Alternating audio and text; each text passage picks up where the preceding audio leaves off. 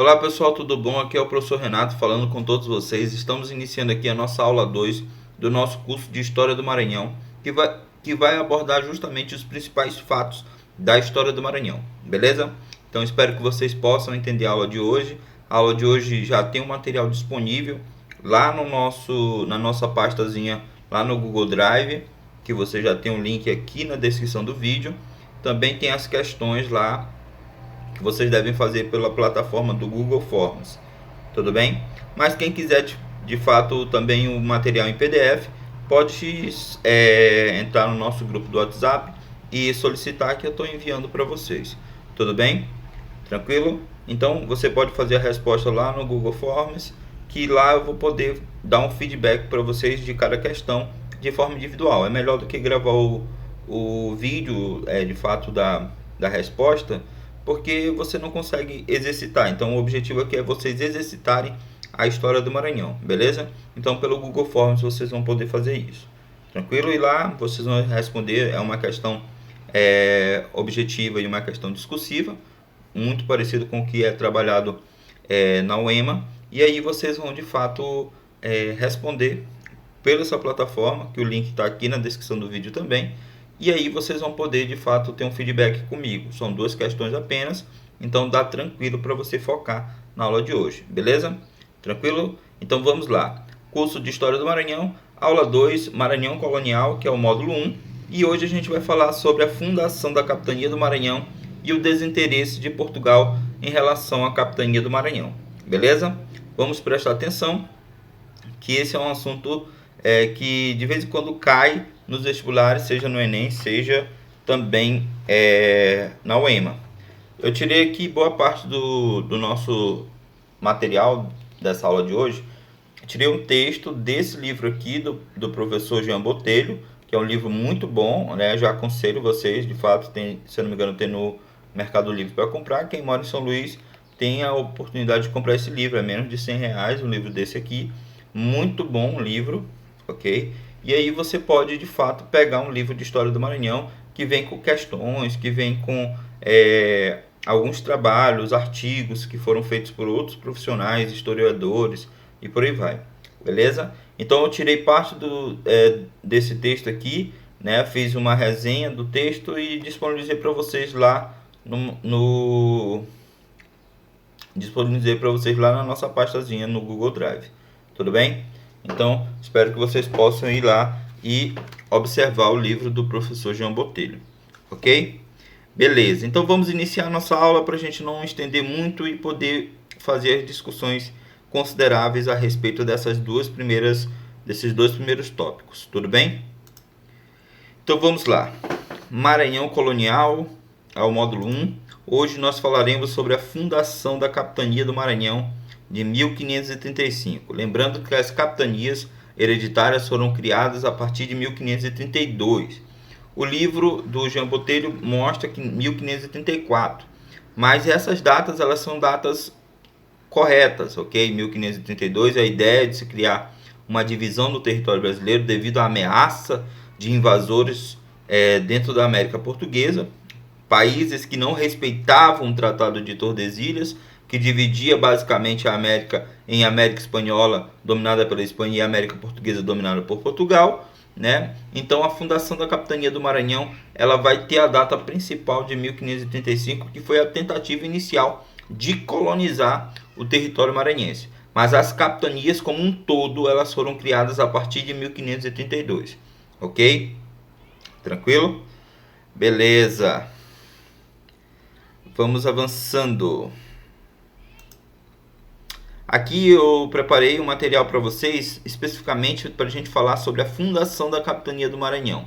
E a gente vai falar de tópicos específicos que vocês vão poder de fato focar. Eu vou dar aqui informações essenciais para vocês de fato entenderem esse assunto da forma mais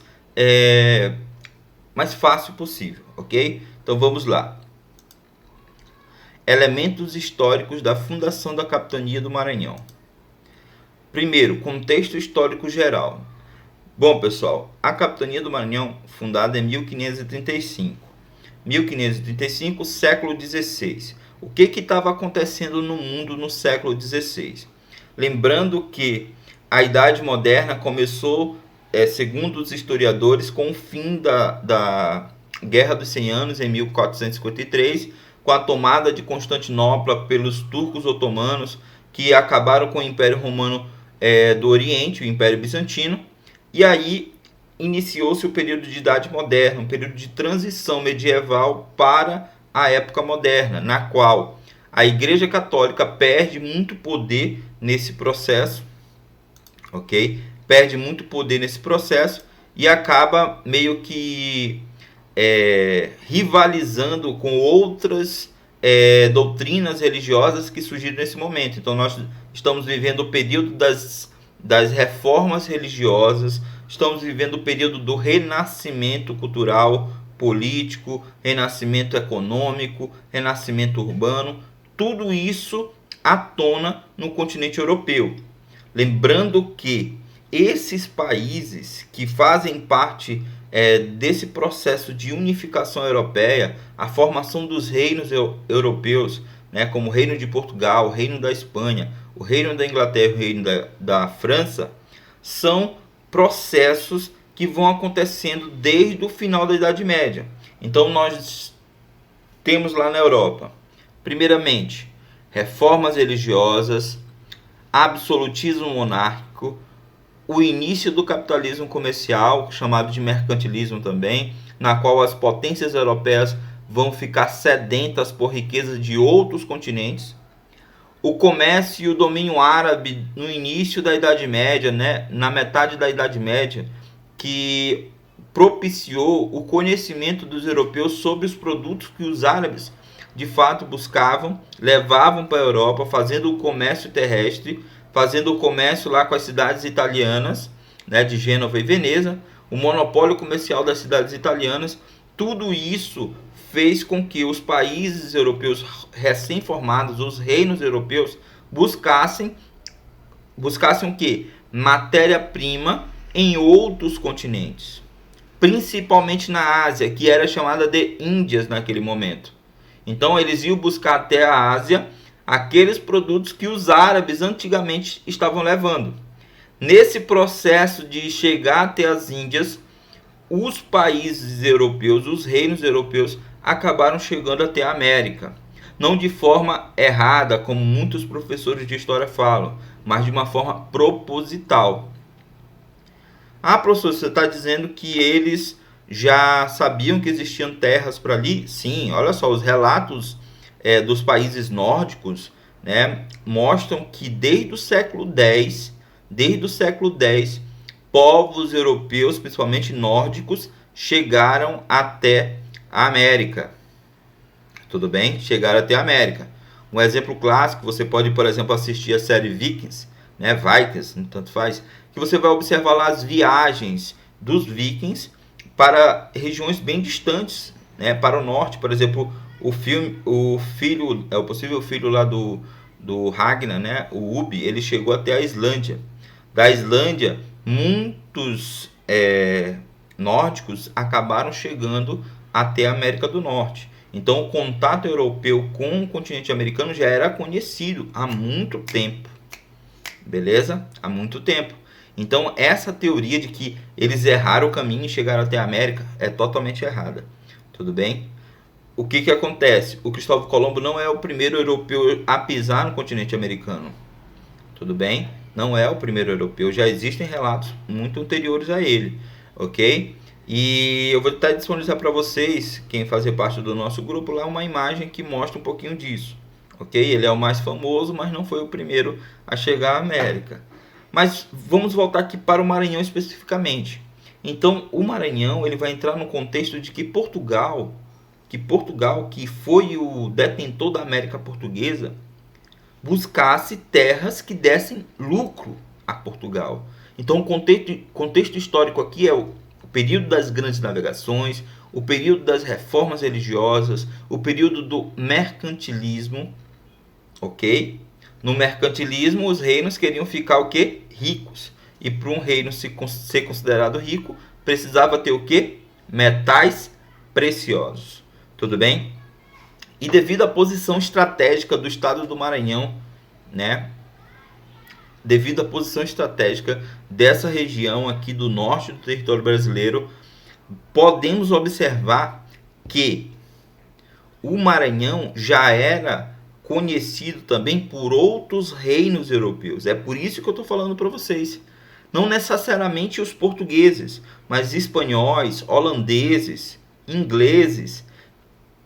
Esses reinos que sabiam já que existia muito ouro e prata na região da América do Sul, devido ao contato com os incas, devido ao contato com os povos nativos daquela região, fizeram com que a costa norte brasileira fosse já habitada fosse já, vamos dizer, conhecida por outros reinos europeus. Então, o contato necessariamente europeu com o Maranhão está incluso no processo de grandes navegações, no desbravamento do Oceano Atlântico, nas grandes viagens para a América e para as Índias. Então, já havia um contato não necessariamente português com a costa maranhense. Por exemplo, no próprio livro do Jean Botelho, ele relata isso, que ele fala que alguns espanhóis já tinham de fato chegado até a costa maranhense e até dado um nome a um rio chamado de Marañón, né? Maranhão, que depois provavelmente deu nome à capitania desse território, ok? Então, necessariamente, o desenvolvimento das atividades mineradoras lá na região mais da costa oeste da América, né, lá na Cordilheira dos Andes, lá nos Incas, lá no conhecimento do Peru, a presença de metais preciosos fizeram com que muitos reinos europeus acabassem meio que tendo um contato inicial com o Maranhão na costa maranhense. É isso que relata justamente o livro do Jean Botelho. E é um relato muito próximo da realidade, ok? Que os vestibulares provavelmente podem abordar. Beleza? Tranquilo? Então, outra questão importante do ponto de vista de colonização brasileira. Colonização do território brasileiro. De 1500 até 1534, até a criação das capitanias hereditárias, nós estávamos vivendo um período chamado de pré-colonial. Beleza? Detalhe, o período pré-colonial que eu estou falando aqui não é o pré-colonial maranhense, mas o pré-colonial português, pré-colonial brasileiro como um todo. Nesse momento, Portugal não tem interesse nenhum no Brasil. Não tem interesse nenhum no Brasil. E devido justamente, pessoal, esse contexto que eu falei para vocês, que outros reinos já estavam tendo contato com a costa norte brasileira, é que Portugal faz justamente a divisão do território em capitanias hereditárias para justamente controlar o território que lhe pertencia pelo Tratado de Tordesilhas. Tudo bem? Deu para compreender essa parte aí, pessoal? Essa é uma parte muito interessante, beleza?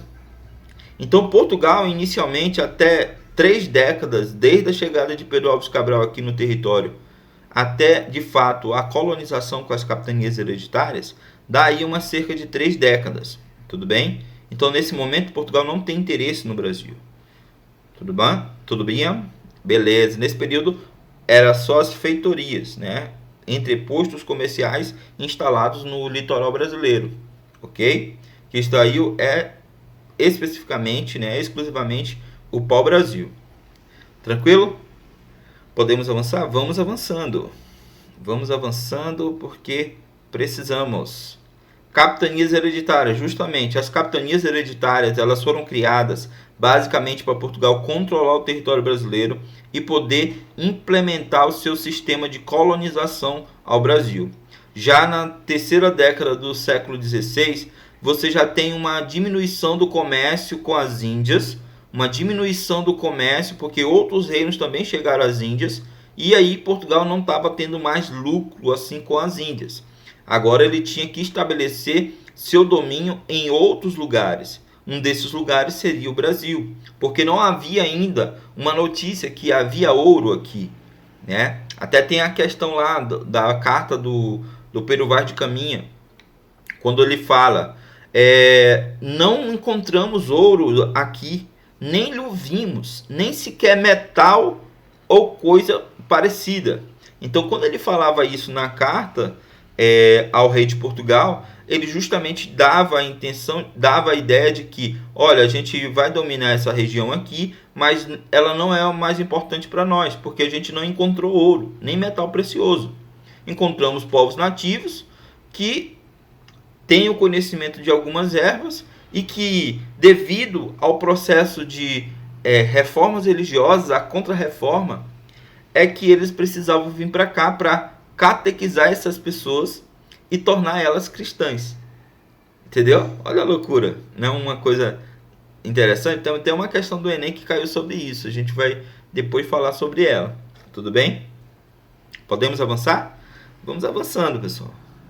Então, as capitanias hereditárias foram criadas a partir de 1532, mais especificamente a lei de 1534, ok? E a capitania do Maranhão, criada em 1535, ok? Foi intitulada em 1535.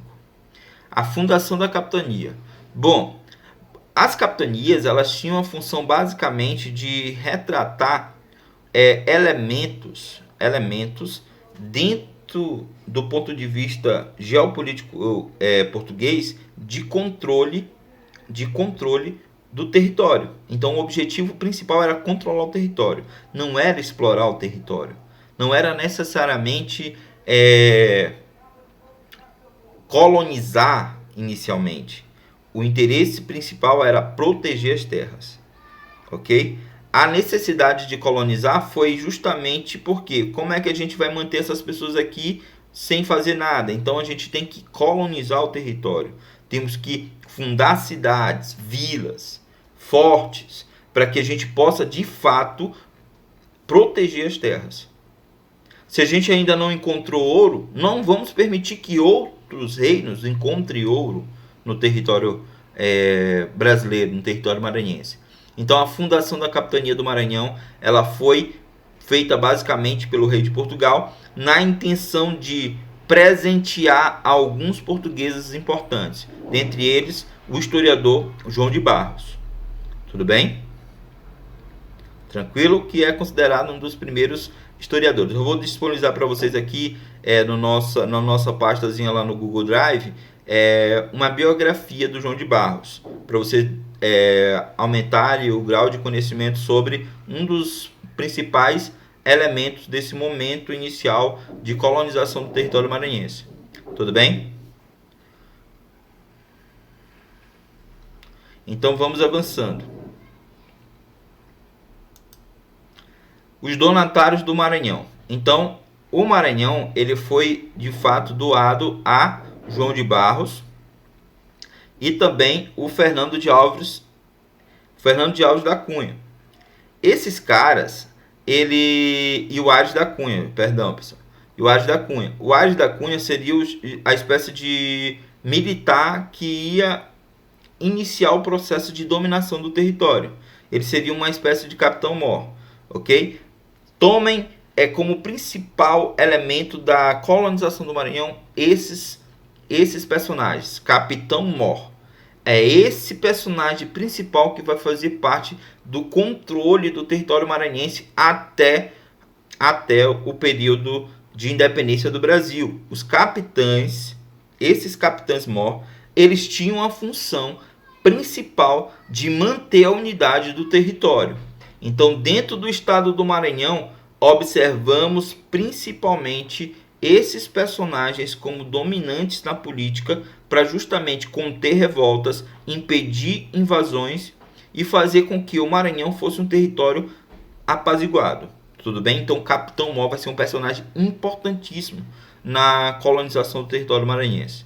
A pessoa de um militar no poder seria uma forma de evitar novas revoltas. Não deu muito certo, mas a gente sabe que a intenção de Portugal era justamente manter o militar no poder para justamente diminuir as revoltas e invasões. Eu vou mostrar já para vocês na imagem aqui quais eram esses donatários do Maranhão. Lembrando que donatário seria uma pessoa que receberia de Portugal, receberia da coroa portuguesa um pedaço de terra para que ele de fato colonizasse aquele território e protegesse o território. E aí eu tinha um personagem histórico, que seria o João de Barros, e eu teria de fato um militar, que era o Ares da Cunha, beleza? Viagens de colonização. As viagens de colonização foram muito dificultosas, principalmente devido ao desconhecimento geográfico da região, pelas embarcações serem ainda muito rudimentares, e o desconhecimento da região fizeram com que praticamente todas as viagens não tivessem sucesso. Então as viagens de colonização do território maranhense não tiveram sucesso, ok? Por isso que Portugal vai ter o que? Desinteresse no território maranhense. Tudo bem? Então, inicialmente, pessoal, observa-se que essas viagens, devido ao desconhecimento geográfico, devido a justamente as embarcações não serem tão sofisticadas, tão modernas, fizeram com que as viagens não tivessem sucesso e boa parte dos tripulantes acabassem de fato morrendo, né? As viagens iniciais elas não tiveram nenhum sucesso do ponto de vista de colonização, além da diminuição devido aos desastres marinhos, né? Aos naufrágios que aconteciam nesse momento, nesse local, devido ao desconhecimento regional, geográfico, fizeram com que houvesse uma diminuição da quantidade de colonizadores, de militares, que serviriam de fato como braço para colonizar a região e disputar contra os povos indígenas. E nesse momento, devido a essa intempérie natural, aconteceu que quando os portugueses chegaram para colonizar o território, eles estavam em menor número diante dos indígenas. E aí muitas guerras nesse momento, muitas batalhas nesse momento foram vencidas pelos povos indígenas que habitavam a região aqui do Maranhão. Beleza? Então, inicialmente houve essa dificuldade devido ao desconhecimento geográfico, devido também a as embarcações serem muito rústicas, não tivesse não tivesse condições de fato viajar nessa região do Golfo Maranhense, próximo ao território de São Luís, ok? Projeto colonizador português. Então, o projeto colonizador de Portugal era muito violento. Portugal queria chegar e mudar tudo. Chegar assim, ó, os índios falam Tupi-Guarani, agora eles vão ter que falar português, porque quem manda é nós. Então, o projeto colonizador de Portugal era um projeto de extermínio da cultura local. Então, por isso que os índios não vão ter muita amizade com os portugueses inicialmente. E é por isso que os franceses vão ter sucesso na sua colonização. Então, o Maranhão vai ser colonizado primeiramente por franceses. A França equinocial. Porque o contato francês com os indígenas foi um contato amistoso, ok? Diferentemente do contato português, que foi um contato de inimigo, não amistoso, beleza? Então, o projeto colonizador português ele tinha como intenção mudar as estruturas culturais daqueles povos que viviam naquelas regiões que seriam dominadas por Portugal. Tudo bem? Conflitos dos portugueses com os povos indígenas é o que eu justamente estava falando, que os portugueses vão ter, além desses intempéries devido à navegação, devido aos naufrágios, vai ter também os conflitos com os povos indígenas que não vão receber bem os portugueses, principalmente a tribo dos Tupinambás, ok? Que praticavam antropofagia, e isso deixava os portugueses com muito medo. E também o medo, vocês sabem que o medo praticado pelos povos indígenas era uma forma de intimidar o seu adversário. Muitas das vezes eles não tinham táticas muito boas de guerra, mas a sua fama de poder fazer esses rituais de antropofagia acabavam deixando os inimigos com medo, ok? Então, eles eram vistos meio que como canibais.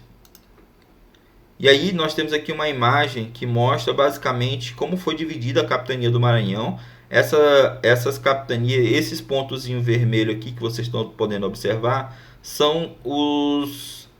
é como se fossem os pontos naturais para a divisão do território. Eles seriam os marcos. Esses pontos vermelhos aqui seriam os marcos de cada capitania. Vocês observam aqui que Maranhão tem duas capitanias, Maranhão 1 e Maranhão 2. Né? Em outras imagens, vocês podem, por exemplo, encontrar essa imagem aqui, que você tem Maranhão primeiro Quinhão, Maranhão segundo Quinhão. O Maranhão segundo Quinhão seria o que hoje seria a região do Gurupi e até Belém do Pará, né? Ele pega a ilha de Marajó, que seria o estado do Pará, no caso, para nós aqui. E o Maranhão primeiro Quinhão seria justamente o estado do Maranhão hoje, ok? Lembrando que toda essa áreazinha aqui, desde o Ceará até Belém, por muito tempo pertenceu somente ao Maranhão, ok? Então, essas capitanias aqui, o interessante para nós aqui, pessoal, um detalhe, o interessante para nós não é entender essas divisões, é somente entender por que Portugal não teve interesse no Maranhão. Então, muitos dos vestibulares, muitos dos concursos começam logo com França equinocial, porque essa parte inicial eles não levam em consideração, porque não houve interesse de Portugal com o Maranhão. E a gente precisa entender por que isso aconteceu, ok? Essa outra imagem aqui que eu vou mostrar para vocês, ela mostra um pouco disso. Tá aqui as capitanias hereditárias, tá aqui ó, os donatários, por exemplo, Maranhão, João de Barros e Ares da Cunha, e Maranhão 2, Fernando de Álvares de Andrade. Eu falei da Cunha agora, mas de Andrade, beleza? E aí o que a gente pode falar? O Rio Grande do Norte também, o Rio Grande, né, também foi de João de Barros e Ares da Cunha. Assim como o Maranhão aqui, essa parte que seria muito parecido com o estado do Pará também, ok? Aí, essas que estão em verdezinho aqui, que vocês estão vendo, ó, essas que estão em verde, são as capitanias que não deram certo. Somente a capitania de Pernambuco e São Vicente, né, que seria hoje o estado de São Paulo, parte do estado de São Paulo e Rio de Janeiro, foi que prosperou. Então, Pernambuco e São Vicente foram as únicas capitanias que deram certo, ok? A capitania do Maranhão não houve sucesso, porque houve essa dificuldade de colonizar. Se não estava dando sucesso, por que essa capitania não dava sucesso? Porque não estava dando lucro. Então, o Maranhão vai ser desinteressante para Portugal, porque não encontraram nenhum tipo de riqueza que estimulasse a dominação do território maranhense. Então, a capitania do Maranhão não vai ser colonizada inicialmente, devido às dificuldades geográficas que a gente já falou, devido ao conflito com os povos indígenas, mas principalmente que não tinha um atrativo econômico que justificasse a dominação do território maranhense. Tudo bem? Observe essas outras imagens aqui, que vai mostrar justamente os capitães maiores do Maranhão e também as pessoas que colonizaram o território maranhense. Aí tem o Ares da Cunha, ok? 36, esse território era dele, mas não havia uma colonização de fato. João de Barros, o historiador, né? Aqui também as datas. Fernando de Álvares Cunha e Luiz de Melo e Silva. Foram esses 4 personagens aqui que dominaram o cenário maranhense até a França equinocial. Tudo bem? Então, esses 4 personagens aqui estão ligados ao período anterior à fundação de São Luís, ao período anterior à colonização francesa no Maranhão. Ah, professor, por que o senhor está trabalhando com isso nesse curso, se o importante para os vestibulares é justamente a França equinocial? Os concursos já começam com França equinocial, mas para que a gente tenha uma colonização francesa, a gente precisa entender por que não foi uma colonização portuguesa, por que não foi uma colonização espanhola, ok? Então, para a gente entender por que a colonização no Maranhão principal foi francesa, a fundação da capital foi francesa, precisamos entender por que os franceses chegaram até o Maranhão, principalmente por causa do desinteresse português na região que é o Maranhão. Então, se vocês não tirarem nada dessa aula de hoje, desse curso, tire inicialmente. Por que os franceses tiveram que colonizar o Maranhão? Porque houve um desinteresse português no Maranhão. Por que houve esse desinteresse português no Maranhão? Porque inicialmente houve dificuldade de colonizar o território devido aos insucessos nas viagens dos donatários do território maranhense, daqueles que deveriam colonizar o território maranhense. Houve insucesso, eles tiveram naufrágios e tiveram contatos com os índios de forma que geraram conflitos. Então houve conflito, não houve descoberta de nenhuma riqueza que justificasse a dominação do território maranhense, e além do mais, esses insucessos devido às dificuldades geográficas da região. Então, o que a gente pode tirar daqui? Que houve um desinteresse de Portugal em relação ao Maranhão. Beleza? Não esqueçam disso. Desinteresse de Portugal em relação ao Maranhão por causa desses fatores que eu falei para vocês. Fator geográfico, dificuldade de navegação, naufrágio e tudo mais. Conflitos com os povos nativos da região. Tudo bem? E falta de uma justificativa econômica para a região desse contato inicial com os portugueses. Tudo bem? Então a economia sempre fala mais alto, pessoal. Vamos avançando. Essa outra imagem aqui mostra para vocês, que é até de uma apostila que tem do Castro Digital, que eu vou disponibilizar para vocês também, que mostra aqui, ó, governante do Maranhão, 1536, assim que a capitania foi fundada. Fernando de Alves de Andrade, ok? João de Barros, o historiador, e Ares da Cunha, o capitão-mor. E Luís de Melo, que ficou até a fundação da França Equinocial. Não que essas pessoas estavam aqui, eles eram donos, mas não estavam necessariamente no território maranhense. E aí, capitães-mor da França Equinocial, Daniel de la Touche, o senhor de la Ravadière, que é outro assunto que a gente vai trabalhar na quarta-feira, que é a França Equinocial. Tudo bem? Então, já sabemos por que Portugal não teve interesse no território brasileiro. Agora vamos falar especificamente desses fatores que fizeram com que Portugal não tivesse interesse no Maranhão. Ok? Desinteresse português no Maranhão. Então, nós temos aqui, ó, fatores que contribuíram para o desinteresse português no Maranhão. Primeiro deles, dificuldade de colonização. Como já falei para vocês, houve esses insucessos das viagens dos donatários do Maranhão, dos capitães-mors, para colonizar o território. Naufrágios, briga com os índios e tudo mais. Invasão francesa no Rio de Janeiro. Muito interessante isso daqui, pessoal. Professor, invasão francesa no Rio de Janeiro, o que tem a ver com o Maranhão? Principalmente, quando os franceses invadem o Rio de Janeiro, fundam a França Antártida, o que acontece?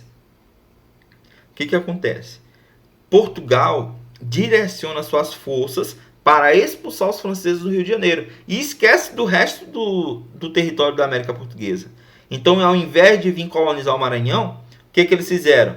Focaram as forças no Rio de Janeiro para expulsar os franceses. Conseguido por Mendes Sá, que era um governador geral já a partir de 1555.